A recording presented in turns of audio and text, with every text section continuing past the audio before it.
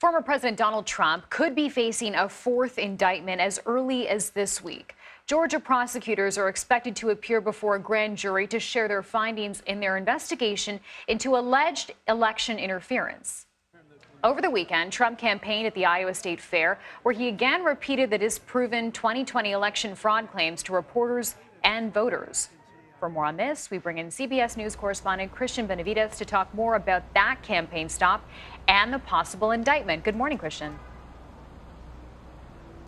Good morning, Chanel. Well, look, we know of at least two people who have already publicly said that they are going to testify tomorrow morning. Former Lieutenant Governor Jeff Duncan, and we also know of independent journalist George Cheedy. Both of them have posted on social media that they're going to testify tomorrow.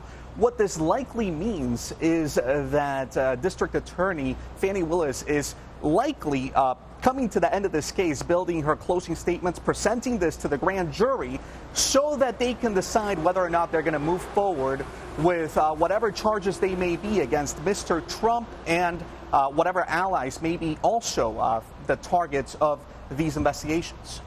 Sources are telling CBS News that former President Trump could potentially face what's known as a RICO case in Georgia that has to do with racketeering and conspiracy. What more can you tell us about that possibility? Well, look, Georgia's RICO statute is considered much more expansive in scope than the federal code. What this means is that essentially it gives the opportunity for DA Willis to build a story around this case and not just present evidence against Mr. Trump, but also build a story around what some of his allies might have been allegedly doing while allegedly pressuring folks down here in Georgia to overturn the 2020 election. So this is something that is expansive, and it's something that this district attorney has used in the past. She has experience using RICO charges against defendants. We know that she has done this back in 2005 against a big case that had to do with a cheating scandal amongst teachers here, and some of the results that were put forward by those tests that essentially some students presented. And we also know that she has done this with a musical group, that a rap group here. So this is something that she's familiar with, and so it is highly expected that she would do that. And she has told the media that she likes it because she's able to sort of build this case against the defendants, against multiple defendants, while telling a story, building a story essentially around some of the folks that could potentially be charged. And Cristian, Trump posting about this case on social media over the weekend. Tell us a bit about what he said about Fulton County DA Fani Willis.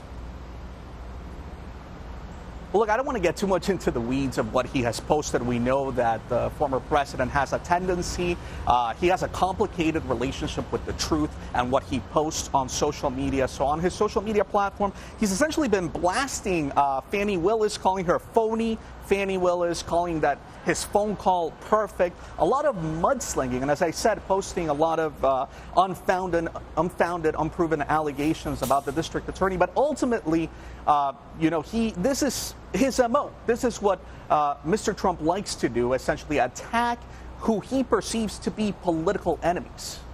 All right, Cristian Benavides with that update from Atlanta. Thank you.